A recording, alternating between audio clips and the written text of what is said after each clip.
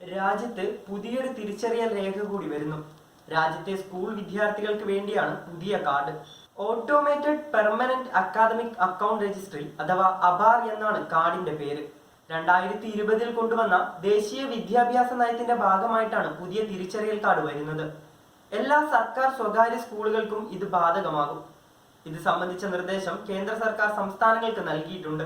വിദ്യാർത്ഥികളെ തിരിച്ചറിയുന്നതിന് മാത്രമല്ല, അവരുടെ നേട്ടങ്ങളെല്ലാം വളരെ വേഗത്തിൽ തിരിച്ചറിയാനും പുതിയ കാർഡ് വഴി സാധിക്കും. വിദ്യാർത്ഥികളുടെ ഓരോ നേട്ടവും കാർഡിൽ അപ്ഡേറ്റ് ചെയ്യും. രക്ഷിതാക്കളുടെ അനുമതിയോടെയാകും പുതിയ കാർഡ് നടപ്പിലാക്കുക. പ്രീ പ്രൈമറി മുതൽ ഉന്നത വിദ്യാഭ്യാസ തലം വരെ ഈ കാർഡ് ഉപയോഗിക്കാം. ആധാർ കാർഡിന് പുറമെയാണ് വിദ്യാർത്ഥികൾക്ക് മാത്രമായി പുതിയ കാർഡ് വരുന്നത്.